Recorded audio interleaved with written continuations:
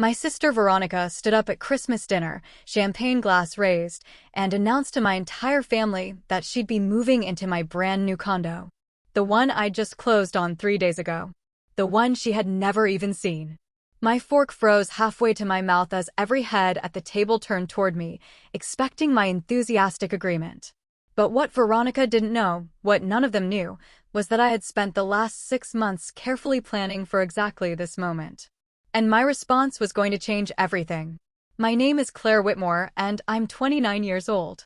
For as long as I can remember, my older sister Veronica has taken whatever she wanted from me, and my family has not only allowed it, but encouraged it. When we were kids, if I got a new toy, Veronica would cry until our parents made me share, which really meant give it to her permanently.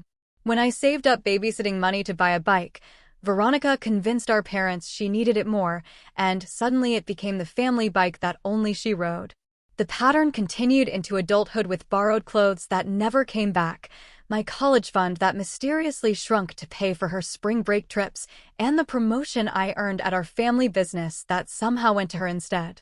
But this Christmas was different. This Christmas, I had a plan. Let me back up and explain how we got here. I worked, at Whitmore Home Designs, the interior design firm my parents started 35 years ago. It's a successful business with clients throughout the Northeast, pulling in several $1 million annually. My father, Richard, runs the business side while my mother, Patricia, handles the creative direction. Veronica is officially the senior design consultant, though her main skill seems to be taking credit for other people's work. I was the project manager, the person who actually made sure everything got done on time and within budget, while Veronica swanned around at client meetings looking glamorous. For the past 5 years, I had been the backbone of that company. I managed our team of 12 designers, coordinated with contractors, handled the difficult clients, and worked 60-hour weeks to keep projects on track. Meanwhile, Veronica rolled in around 10, took 2-hour lunches, and left by 4. Yet at family dinners, my parents would gush about Veronica's latest design triumph, which I had actually created, while barely acknowledging my existence. The breaking point came last September. I had spent 8 months developing a relationship with the Caldwell family, who wanted to renovate their historic brownstone in Boston. It was a $2 million project, the kind that could define a designer's career. I had sketched the initial concepts, sourced rare materials, and spent countless hours understanding exactly what the Caldwells wanted. The day before our final presentation, Veronica waltzed into my office. "I'll be taking over the Caldwell project," she announced, examining her manicured nails. "Dad thinks my aesthetic is better suited for high-end clients." I stared at her in disbelief. "That's my project. I've been working on it for months. And now I'm working on it. Don't be difficult, Claire. You know how important this is for the company." I wanted to scream, to fight back, but I'd been conditioned my whole life to let Veronica have what she wanted. So I handed over my designs, watched her present them as her own, and felt a piece of myself die when the Caldwells hired us based on work I had created. That night, I went home to my cramped studio apartment and made a decision. I was done. But I wasn't going to storm out dramatically or confront my family in anger. No, I was going to be smart about this. I was going to build my own future, and I was going to do it so carefully that no one would see it coming until it was too late for them to interfere. I started by secretly meeting with 3 of our biggest clients, the ones I had personal relationships with, the ones who knew I was the real talent behind Whitmore Home Designs. I didn't badmouth the company or my family. I simply let them know I was considering going independent and asked if they would be interested in working with me directly. All 3 said yes immediately. 2 of them admitted they had specifically requested me for their projects, but were told Veronica was the only senior designer available. Next, I reached out to half of our design team. These were people I had hired, trained, and protected from Veronica's tantrums for years. I felt them out carefully, and to my amazement, 8 of our 12 designers said they would follow me if I started my own firm. They were tired of watching Veronica take credit for their work too. Then came the financial planning. I had been saving aggressively for years, living in that tiny studio despite making a decent salary. I had $85,000 in my savings account. I met with a business lawyer named Marcus Chin who helped me understand exactly what I could and couldn't do legally when leaving the family business. I couldn't take client lists or proprietary designs, but I could certainly start my own company and accept work from clients who approached me independently. By November, I had everything in place. I had registered my new company, Whitmore Claire Designs, making sure to use my full legal name so there could be no claim I was trying to steal the family business's identity. I had secured a small office space. I had contracts ready for the designers who wanted to join me. And I had gotten pre-approval for business loans that, combined with my savings, would give me enough runway to get started. The condo was the final piece. I had been looking at properties for months, something Veronica knew about because she couldn't resist inserting herself into my business. She had accompanied me to several showings, criticizing everything and making it clear that my taste was inferior to hers. What she didn't know was that I had fallen in love with a beautiful two-bedroom condo in a newly renovated building downtown. It had floor-to-ceiling windows, a modern kitchen, and, most importantly, it was in my name only. I closed on it 3 days before Christmas, planning to move in right after the holidays. I should have known Veronica would find out. My mother must have mentioned it, or maybe Veronica had been snooping through my mail. Either way, she had clearly decided that my new place was going to be hers. So there we were at Christmas dinner. My parents' house was decorated like something out of a magazine, which made sense since my mother was an interior designer. The table seated 12, though it was just the 6 of us that night. My parents, Veronica and her boyfriend Derek, me, and my grandmother Helen, my father's mother, and the only family member who had ever treated me like I mattered. We were halfway through the main course when Veronica made her announcement. She stood up, her blonde hair perfectly styled, wearing a designer dress that probably cost more than my monthly rent. "I have some exciting news to share," she said, flashing her 1,000-watt smile. "As you all know, Derek and I have been looking for a place to live together." Derek looked uncomfortable, shifting in his seat. I wondered if he knew what was coming. "Well, we've found the perfect solution. Claire just bought that gorgeous condo downtown, and it has 2 bedrooms. Derek and I will be moving into the 2nd bedroom. It'll be so fun, like college roommates, except nicer." The silence that followed was deafening. My mother's face lit up with delight. "Oh, what a wonderful idea. Claire, isn't that generous of you to share your space?" My father nodded approvingly. "Makes financial sense too. You can split the costs." Only Grandma Helen looked concerned, her sharp blue eyes moving from Veronica to me, waiting for my response. I carefully set down my fork and picked up my wine glass, taking a slow sip to give myself time to think. This was the moment I had been preparing for, though I hadn't expected it to happen quite like this. "That's an interesting announcement, Veronica," I said calmly. "Especially since you haven't asked me, and I haven't agreed to anything." Veronica's smile faltered for just a second. "Oh, don't be silly, Claire. Of course you'll say yes. It's the practical thing to do." "Actually, I won't be saying yes." I kept my voice level and pleasant. "I bought that condo for myself. I'm not looking for a roommate." My mother's expression shifted from delight to disapproval. "Claire, that's very selfish. Your sister needs help, and you have an extra bedroom just sitting there empty." "An extra bedroom that I plan to use as a home office," I replied.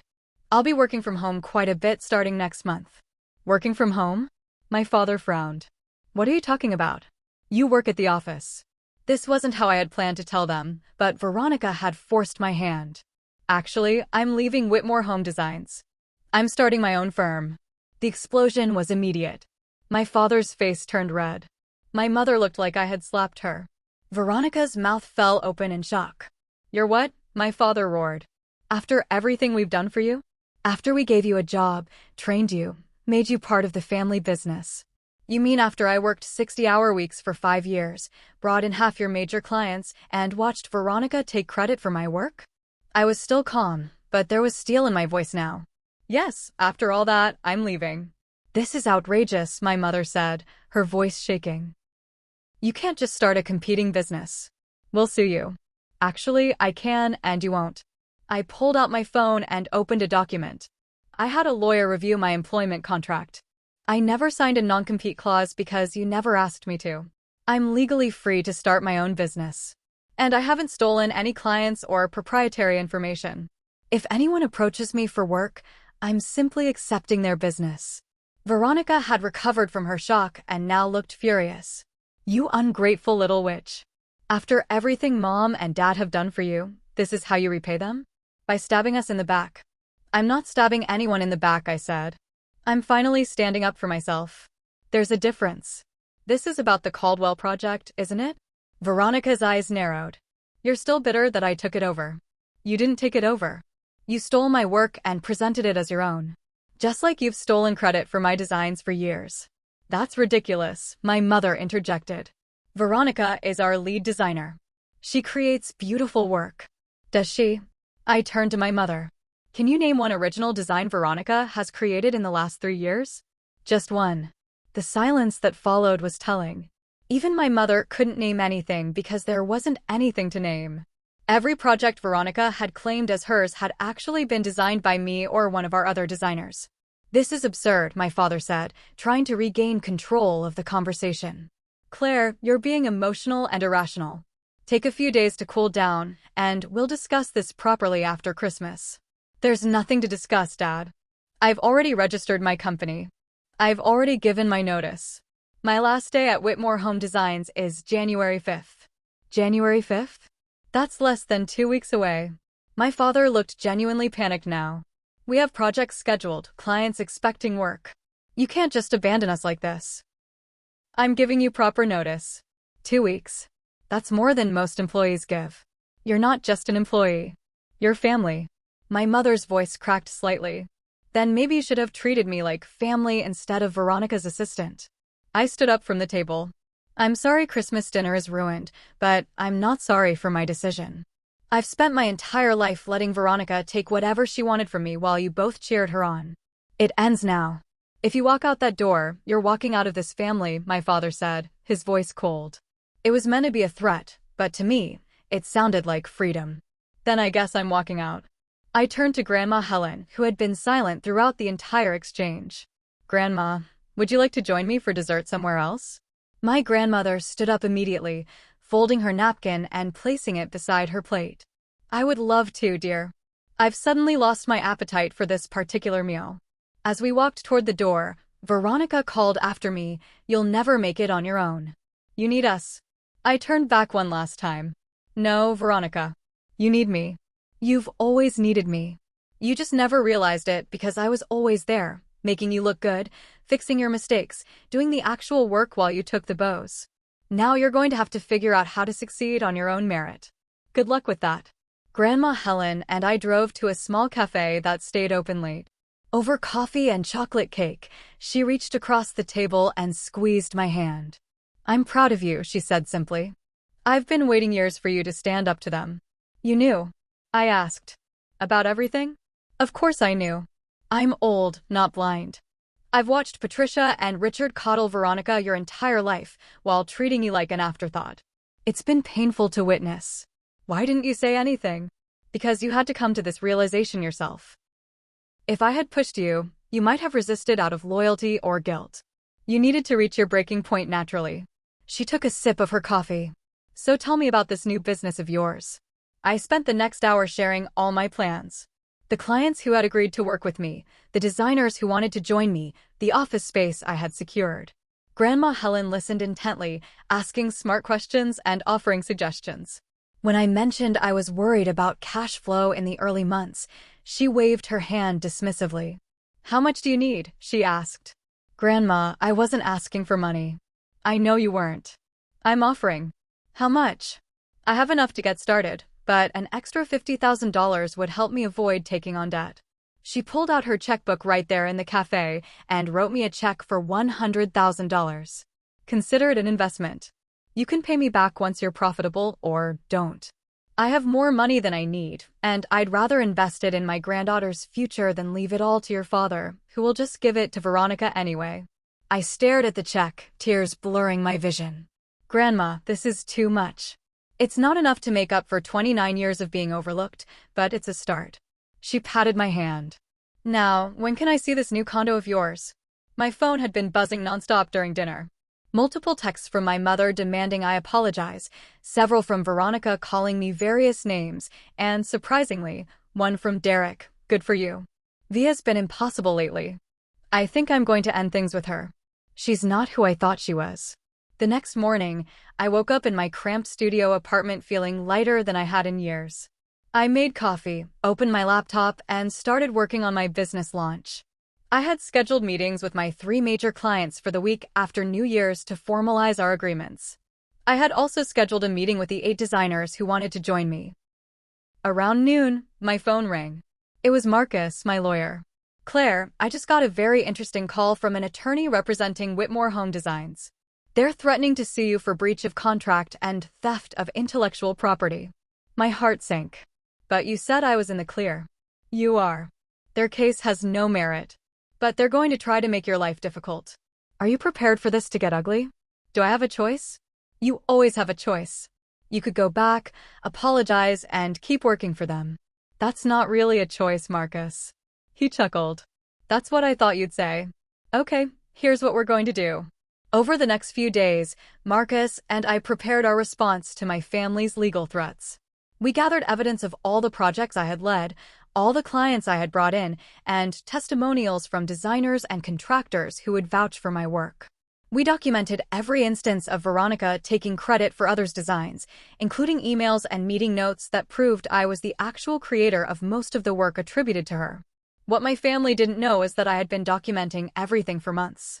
Every time Veronica took credit for someone else's work, I saved the original files with timestamps. Every time a client specifically requested me but was told I wasn't available, I kept the emails. I had built an ironclad case that would not only protect me legally, but would potentially expose years of fraudulent practices at Whitmore Home Designs. New Year's Eve arrived, and instead of attending my family's annual party, I spent it moving into my new condo with help from Grandma Helen and 2 of my designer friends who were joining my new firm. The space was even more beautiful than I remembered, and as I stood at the floor-to-ceiling windows looking out over the city lights, I felt a sense of peace I had never experienced before. My phone rang. It was my mother. "Claire, please come to the party. We can work this out." "I don't think we can, Mom. Not unless you're willing to acknowledge how you've treated me for the past 29 years. We've always treated you well. We took you in, gave you opportunities." "Took me in? I'm your daughter, not a stray dog you rescued. You know what I mean. We gave you a job at the family business. A job where I did most of the actual work while Veronica got all the credit and twice my salary." There was a long pause. "She's the face of the company. She needs to look successful to attract clients. And I'm what? The invisible worker bee who makes her look good." "Don't be dramatic. This is about more than just you and Veronica.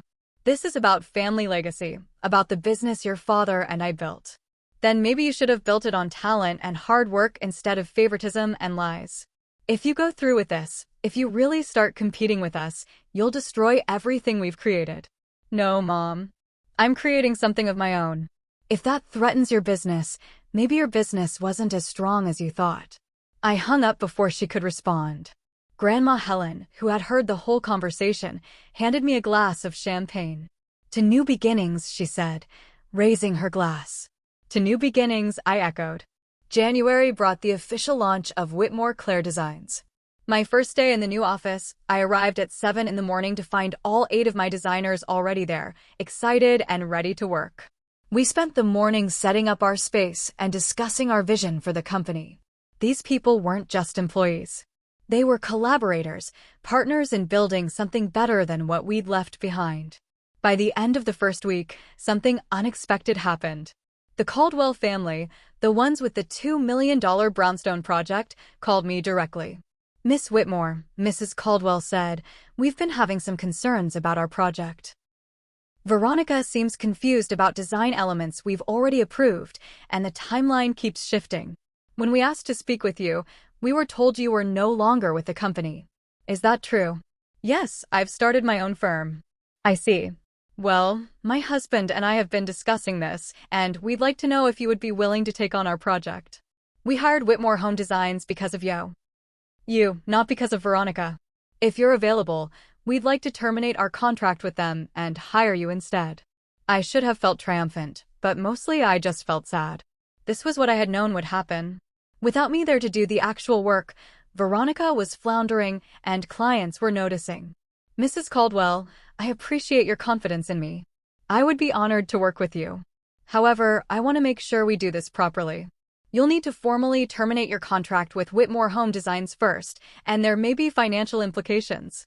We're prepared for that. We'd rather pay a termination fee and work with someone competent than continue with a project that's clearly going off the rails. By the end of January, 3 more clients had made the switch. Not because I had solicited them, but because they specifically sought me out after learning I had left the family business. Each one had the same story. Projects were falling behind. Veronica seemed lost without me there to guide her, and the quality of work had noticeably declined. I learned through Grandma Helen that things at Whitmore Home Designs were chaotic. 2 more designers had quit, unable to handle the increased workload and Veronica's panic-driven management style. My parents had to step back into day-to-day operations, but they hadn't actively worked on projects in years and were struggling to get back up to speed. In February, I received a formal legal letter from Whitmore Home Designs' attorney. They were suing me for $500,000, claiming I had stolen clients and damaged their business. Marcus had been expecting this. Now we respond with everything we've gathered, he said, spreading out our evidence. We're going to show that you were the primary creator of work attributed to Veronica, that clients specifically requested you and were denied access to you, and that your departure only revealed existing problems with their business model. The discovery process was brutal. We had to provide all our evidence, but so did they. And what came out during discovery was even worse than I had documented. We found evidence that Veronica had been billing clients for work that was never done, that my parents had knowingly allowed her to take credit for other designers' work, and that they had been suppressing client complaints about her for years. Marcus looked at me seriously. Claire, with this evidence, we could countersue them for fraud and potentially recover damages. We could destroy their business. I don't want to destroy them, I said quietly. I just want them to leave me alone. They're trying to take $500,000 from you and shut down your business. I know. But they're still my parents, and Veronica is still my sister. As much as they've hurt me, I don't want to ruin them. I just want to be free of them. Marcus shook his head. You're a better person than I am. In March, something shifted. My father called me directly for the first time since Christmas. Claire, we need to talk. I'm listening. Our attorney showed us the evidence you've gathered. The emails, the files, all of it. He paused, and I heard something in his voice I'd never heard before, defeat. I didn't realize how much of the work was yours. I thought Veronica was more involved. She wasn't, Dad. She hasn't been for years. I was doing her job and mine. I know that now. And I know we can't win this lawsuit. Our attorney says we should settle, drop all claims against you, and hope you don't countersue us. I'm not going to countersue you. Why not? We've treated you terribly. You have every right. Because despite everything, you're still my parents. I'm angry and I'm hurt, but I don't want to destroy the family business. I just want to build my own. There was a long silence. Your mother, and I would like to meet with you. No lawyers, no Veronica. Just the 3 of us. Would you be willing to do that? We met at a neutral location, a quiet restaurant halfway between our offices. My parents looked older than I remembered, tired and worn down. My mother's perfectly styled hair had gray roots showing, and my father's shoulders were slumped in a way I'd never seen before. Thank you for coming, my mother said quietly. We weren't sure you would. I almost didn't, I admit it. Claire, we owe you an apology, my father began. A real one, not the kind where we try to justify our actions. We failed you as parents. We let our favoritism toward Veronica blind us to how talented you are and how much you were contributing to the business. Why? I asked, the question I'd been holding for years finally coming out. Why did you always choose her over me? My mother's eyes filled with tears. I don't have a good answer. Veronica was our first child, and she was so demanding, so needy. It was easier to give her what she wanted than to deal with her tantrums. And you were always so capable, so self-sufficient. We took you for granted. We assumed you would always be there, always be understanding. I was a child, I said, my voice breaking. I needed you too. I needed you to see me, to value me, to defend me when Veronica took things from me. Instead, you made me share everything while she shared nothing. You're right, my father said. We failed you fundamentally as parents. And then we carried that failure into the business. We knew Veronica was taking credit for work that wasn't hers. We knew she was difficult to work with. But we kept telling ourselves it was fine because the business was successful and clients were happy. We never stopped to think about the cost to you. The cost was my self-worth, I said quietly. For years, I thought I wasn't good enough. I thought maybe Veronica really was more talented, and I was just lucky to work in her shadow. It took me leaving to realize that I was the one keeping the business afloat. We know that now, my mother said. Your departure made it painfully clear. We've lost 6 major clients. Half our staff has quit. The projects we're working on are behind schedule because neither your father nor I have the project management skills you had. Veronica is completely overwhelmed because she's never actually had to do the work before. I'm sorry you're struggling, I said, and I meant it. But I can't come back. We're not asking you to, my father said. We're asking for your forgiveness. Not for your sister, she needs to do her own work there, but for us. We failed you, and we're truly sorry. I looked at my parents and saw something I hadn't expected, genuine remorse. They weren't trying to manipulate me into coming back. They weren't making excuses. They were simply owning their failures and asking for forgiveness. I need time, I said finally. I can't just forgive 29 years of hurt because you've apologized once. But I appreciate you saying this. It means something. Take all the time you need, my mother said. And Claire, your business, we've heard it's doing remarkably well. It is. We're booked solid through the end of the year. My father smiled slightly. I always knew you were talented. I just didn't realize how much until you were gone. For what it's worth, I'm proud of you. I should have said that years ago. Those words, simple as they were, meant more than I expected. I left that lunch feeling something I hadn't felt toward my parents in years. Hope. Not for reconciliation, exactly, but for healing. April brought an unexpected visitor to my office. Veronica appeared without warning, looking nothing like the polished, confident person she'd been at Christmas. Her hair was pulled back in a messy ponytail, and she wore jeans and a simple sweater. No designer labels in sight. Can we talk? She asked quietly. I almost said no. But something in her expression made me pause. Come in. She sat across from my desk, and for a long moment, neither of us spoke. I'm sorry, she finally said. For everything. For Christmas dinner, for taking your work, for treating you like you were less than me your entire life. What brought this on? I asked, not ready to accept her apology so easily. Reality, she said with a bitter laugh. The business is falling apart. Dad and Mom are talking about possibly closing it down or selling it. I've been trying to manage the projects we still have, and I'm completely out of my depth. Every day, I realize something else you were doing that I never even noticed. You could have noticed, Veronica. You chose not to. You're right. I chose to take credit and let you do the work because it was easier. I told myself I deserved it because I was the face of the company, because I was good with clients. But the truth is, I was scared. Scared that if I actually had to prove my talent, I wouldn't measure up. So I took yours instead. You were scared. I couldn't keep the disbelief out of my voice. You, who always got everything, who was always the favorite, you were scared. Terrified, she admitted. Mom and Dad had such high expectations. They built this company from nothing, and they expected me to be this brilliant designer who would take it to new heights. But I'm not brilliant, Claire. I'm mediocre at best. You're the one with real talent. I've always known that, and I resented you for it. I didn't know what to say. This was not the Veronica I knew. This was someone stripped of all pretense, finally being honest. Derek broke up with me, she continued. He said I was shallow and selfish, that I didn't value the people around me. He was right. I've been thinking a lot about my life, about the relationships I've ruined because I always put myself first.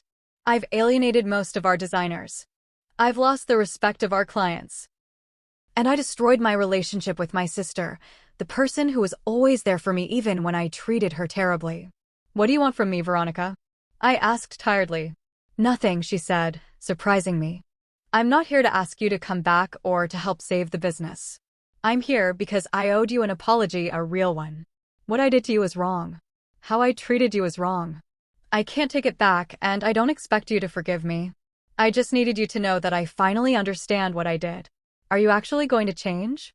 I asked bluntly. Or is this just words because you're facing consequences for the first time in your life? I don't know, she said honestly. I want to change. I'm starting therapy next week. I'm trying to figure out who I am without using other people as stepping stones. But I don't know if I can become a better person. I just know I have to try. After she left, I sat in my office for a long time, processing the conversation. I wasn't ready to forgive her. Years of hurt don't dissolve with one apology. But I respected her honesty, and I appreciated that she hadn't asked for anything in return. By June, Whitmore Claire Designs had grown beyond my expectations. We had moved to a larger office space, hired 6 more designers, and had a waiting list of clients. My team was happy, creative, and most importantly, credited for their own work. We had built a culture of collaboration and respect that was so different from what I'd left behind. Grandma Helen threw me a party to celebrate 6 months in business. She invited my designers, my clients, and to my surprise, my parents. They came, looking proud and sad at the same time. "I'm glad you're here," I told them truthfully. "We wouldn't have missed it," my father said. "Claire, what you've built here, it's remarkable. This is what our business should have been." Over the following months, my relationship with my parents slowly began to heal. We had lunch once a month, and they never asked me about coming back to the family business. They simply got to know me as a person, not as Veronica's shadow. They asked about my designs, my vision, my dreams. For the first time in my life, they saw me. Veronica and I maintained distance. She sent me occasional texts, updates on her therapy and her attempts to rebuild her life. I responded politely but didn't push for more. Some relationships need time and space before they can heal, if they heal at all. In December, exactly 1 year after that disastrous Christmas dinner, Grandma Helen hosted Christmas at her house. My parents came, and surprisingly, so did Veronica. She had lost weight, not in a glamorous way, but in a stressed, struggling way. She worked part-time at a small design boutique now. Whitmore Home Designs had been sold to a larger firm, and my parents had retired early. We sat around Grandma's table, and the contrast to last year was striking. There was no performance, no pretense. Just a family trying to figure out how to be together after everything had fallen apart and been rebuilt. "I'd like to make a toast," Grandma Helen said, raising her glass. "To Claire, who had the courage to stand up for herself and build something beautiful. And to all of us, who are learning that family isn't about who gets the most or who looks the best. It's about who shows up, who tells the truth, and who does the hard work of loving each other despite our flaws." As we clinked glasses, I looked around the table and felt something unexpected: gratitude. Not for the years of hurt, but for the strength that hurt had forced me to find. Not for the betrayal, but for the clarity it had brought. Not for the easy path, but for the hard one that had led me to myself. My sister had announced she was moving into my condo, trying to take one more thing from me. Instead, she had inadvertently given me something priceless. The final push I needed to claim my own life, my own success, and my own future. And while our relationship might never be what I once hoped it would be, I had found something better. I had found myself. A year later, Whitmore Claire Designs was featured in a major design magazine. The article focused not just on my work, but on the company culture I had built. In an industry often driven by ego and competition, the article read, "Whitmore Claire Designs stands out for its collaborative approach and its commitment to crediting every person who contributes to a project." Founder Claire Whitmore's philosophy is simple: great design comes from great people, and great people deserve recognition. The irony wasn't lost on me. I had spent years watching someone else take credit for my work, and now I had built a company whose entire foundation was built on ensuring that never happened to anyone else. Success, I learned, isn't just about making money or winning awards.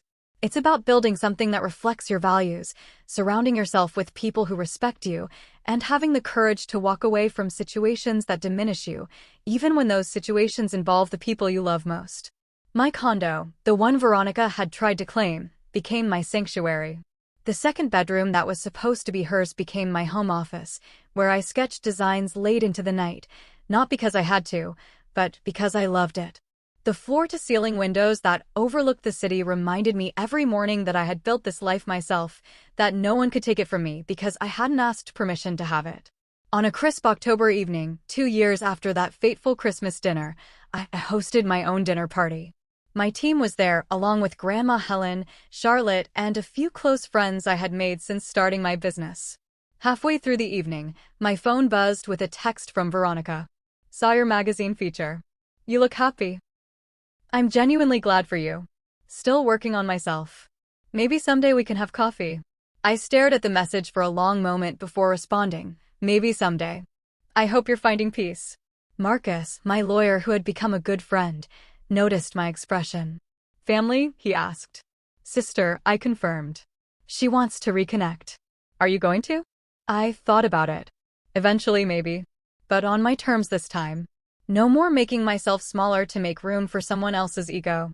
No more sacrificing my needs to keep the peace." "That's growth," he said, raising his glass. "To healthy boundaries." "To healthy boundaries," I echoed, and meant it. By the third year, something unexpected happened. My parents asked if they could invest in Whitmore Clare Designs. Not as a way to control it, but as a genuine business investment. They had sold their company for a substantial sum and wanted to put some of that money towards something meaningful. "We're not trying to buy our way back into your life," my father said during our meeting. "And we're not trying to take over your company. We just want to support what you've built. You've created something remarkable, and we'd be honored to be a small part of it." I consulted with Marcus and my financial advisor before making a decision. In the end, I accepted their investment, but with clear terms. They would be silent partners with no operational input. They could attend quarterly board meetings, but couldn't vote on company decisions. It wasn't about the money. I had reached profitability and didn't need their investment. It was about giving them a way to show their support that didn't compromise my independence. The day we signed the papers, my mother pulled me aside. "Thank you for giving us this chance. I know we don't deserve it." "You're right, you don't," I said honestly. "But I'm not doing this for you. I'm doing it for me. I'm choosing to let go of some of the anger because carrying it was exhausting. This doesn't erase the past, but maybe it can help build a different future." She nodded, tears in her eyes. "That's more than fair." Veronica's journey was harder. She had crashed spectacularly, losing everything she'd built her identity around. The designer clothes were sold. The fancy car was repossessed. The social circle that had revolved around her status disappeared. She lived in a modest apartment and worked retail at a furniture store while taking online design classes, actually learning the skills she'd pretended to have for years. We did eventually have that coffee, about 3 years after Christmas dinner. She looked different, more natural, less polished. She'd stopped bleaching her hair and let her natural brown grow out. She wore minimal makeup and clothes from Target instead of Neiman Marcus. "You look good," I told her, and I meant it. She looked real. "I look broke," she said with a self-deprecating laugh. "But I guess that's what I am now. Broke and trying to figure out who I am when I'm not pretending to be something I'm not." "How's that going?" "It's hard," she admitted. "Really hard. Some days I hate it. I see old friends living their glamorous lives, and I feel like such a failure. But then I remind myself that my old life was a lie. I was miserable even when I had everything because I knew deep down it wasn't really mine." We talked for 2 hours, and for the first time in our lives, we had an honest conversation. She didn't make excuses or try to minimize what she'd done. She owned it fully, and she shared how she was working to become a better person. "I started volunteering at a nonprofit that helps low-income families with home repairs," she said. "Basic stuff, painting, minor fixes. I'm not designing mansions, but I'm using what skills I have to help people who actually need it. It's been humbling and honestly kind of healing." "That sounds meaningful," I said. "It is. And I've been thinking, once I finish these online classes and actually have legitimate skills, maybe I could work for a company like yours." "Not your company," she added quickly. "I understand why that wouldn't work. But somewhere that values actual talent and collaboration instead of ego and competition. I think you could do that," I said. "If you keep doing the work you're doing on yourself." We didn't become close friends. Too much damage had been done for that. But we became something we'd never been before, real with each other. We texted occasionally, always honest, never pretending our relationship was something it wasn't. It was enough. 5 years after that Christmas dinner, Whitmore Clare Designs celebrated a major milestone, our 100th completed project. We threw a party at a gallery space, displaying photos and sketches from all our work. Clients, Designers, contractors, and friends filled the space, celebrating not just the projects, but the community we'd built. Grandma Helen stood beside me, looking at a photo wall of our team. "You did it," she said proudly. "You built something that matters." "We did it," I corrected. "None of this would have happened without your support, your investment, your belief in me when no one else believed." "I always believed in you, sweetheart. I just had to wait for you to believe in yourself." My parents came to the celebration, mingling awkwardly but genuinely trying. They admired the work displays and congratulated my team members. At one point, I overheard my father talking to one of my senior designers. "Claire is remarkable," he was saying. "I'm ashamed to admit we didn't see her talent for years. We were too focused on her sister to notice. We had genius right in front of us." The designer, a woman named Rita who had left Whitmore Home Designs to join me, replied, "Well, you're seeing it now. That's what matters." Toward the end of the evening, Veronica appeared.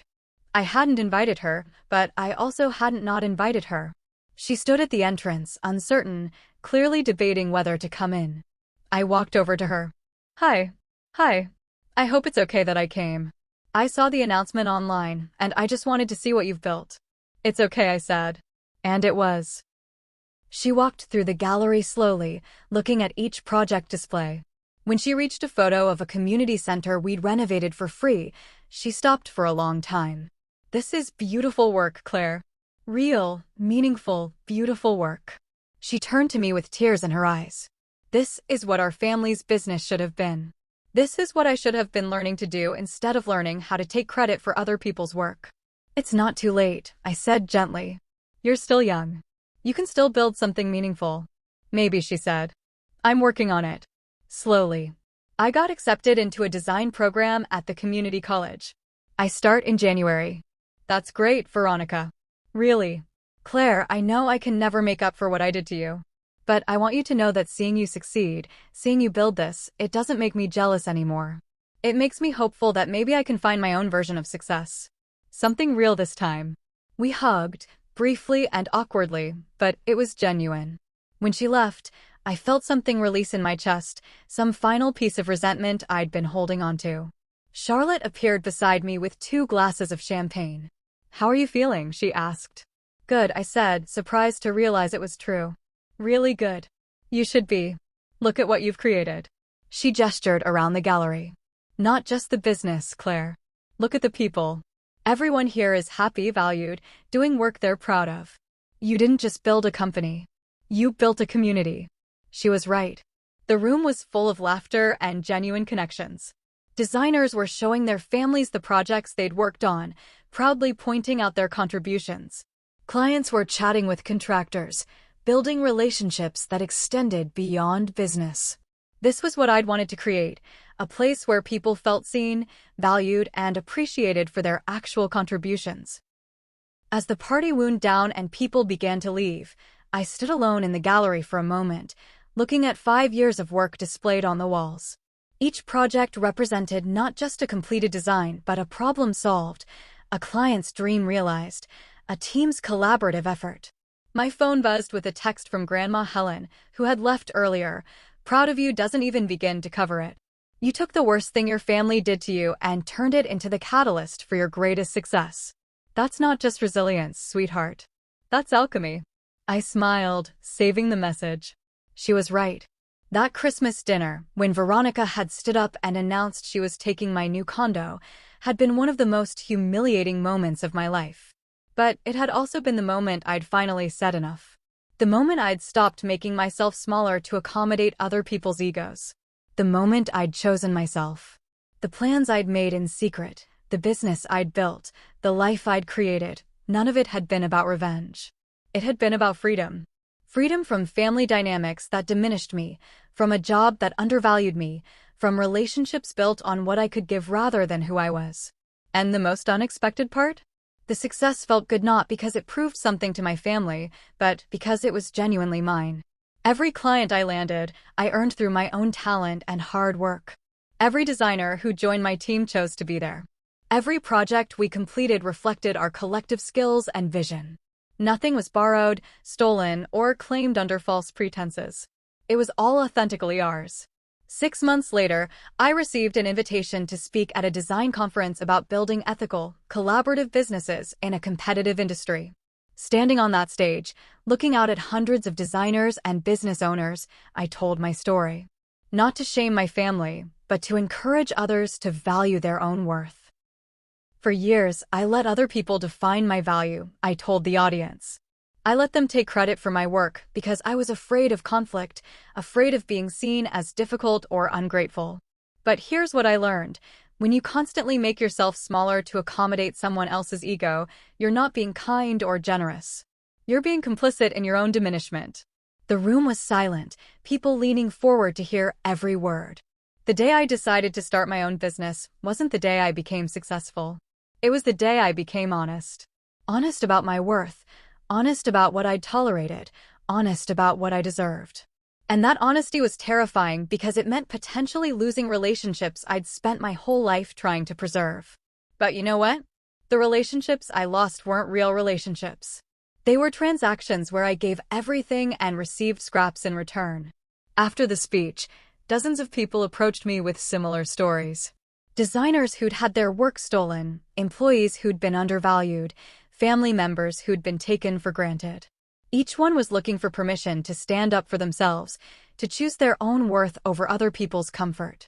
You don't need permission, I told each of them. That's the whole point. You give yourself permission. And yes, there will be consequences. Some people will be angry. Some relationships will end. But the relationship you'll save, the one with yourself, is worth it.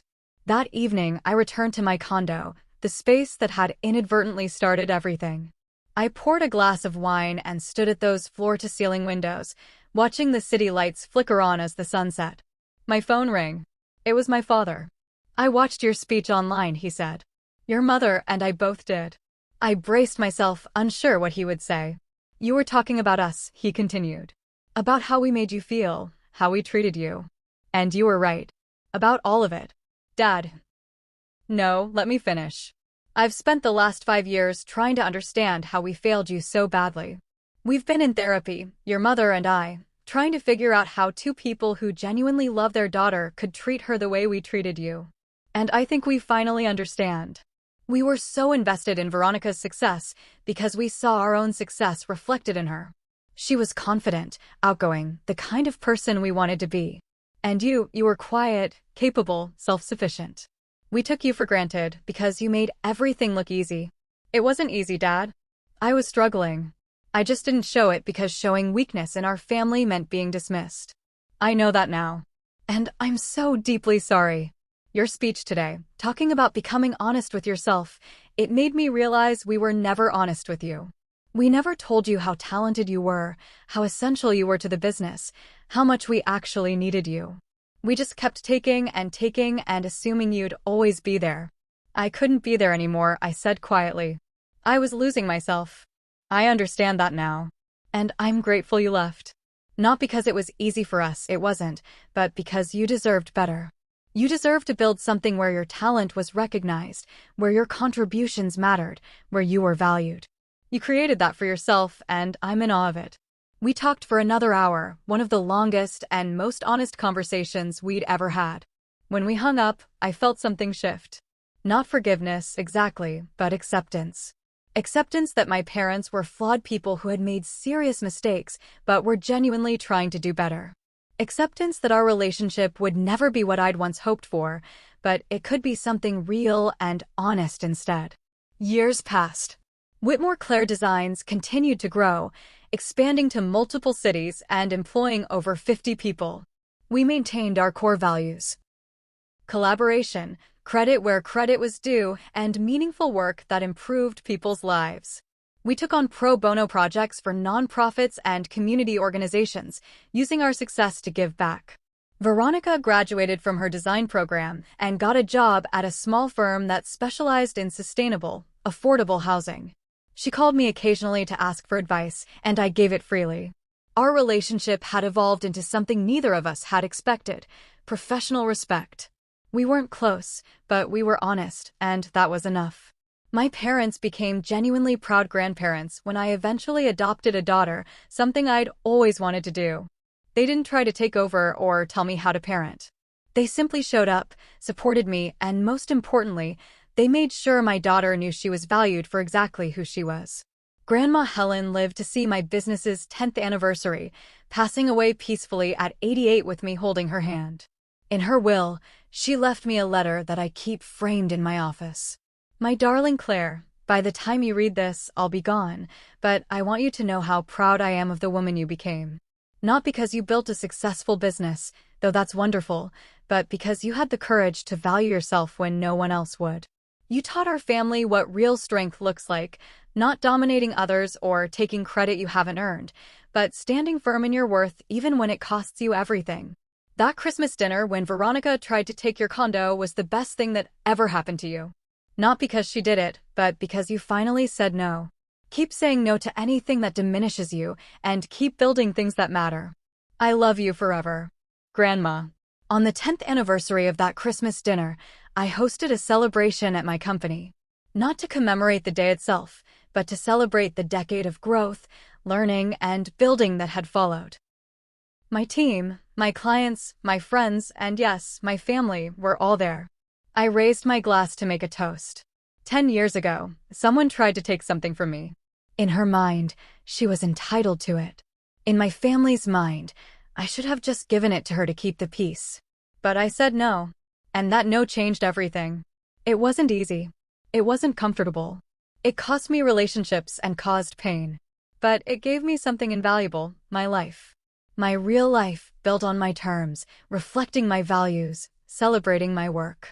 I looked around the room at all the faces, people who had believed in me, worked with me, grown with me. So here's to saying no when you need to choosing yourself even when it's hard, and to building something that matters. Thank you all for being part of this journey. As everyone applauded, I caught Veronica's eye across the room. She raised her glass to me with a small, genuine smile. My parents stood beside her, pride evident on their faces. We weren't the family we'd once been, but we were something more authentic. Something built on truth rather than pretense. That night, back in my condo, the one Veronica had tried to claim, I sat at my desk in the second bedroom that had become my office. I pulled out my journal and wrote. 10 years ago, I learned the most important lesson of my life.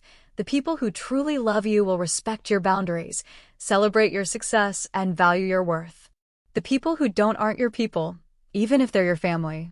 Building a life that honors yourself isn't selfish. It's necessary. And sometimes the best gift someone can give you is trying to take something away, because in defending it, you discover your own strength. I closed the journal and looked out at the city lights, the same view I'd had for 10 years. But I was seeing it differently now, not as someone who'd escaped something, but as someone who'd built something. Built a business, yes, but more importantly, built a life where I was valued, respected, and free to be exactly who I was. Veronica had announced she was moving into my place. She'd tried to take one more thing from me. But instead of taking, she'd accidentally given me the greatest gift, the final push I needed to claim my own life. And for that, surprisingly, I was grateful. Have you ever had to stay silent just to keep peace in your own family?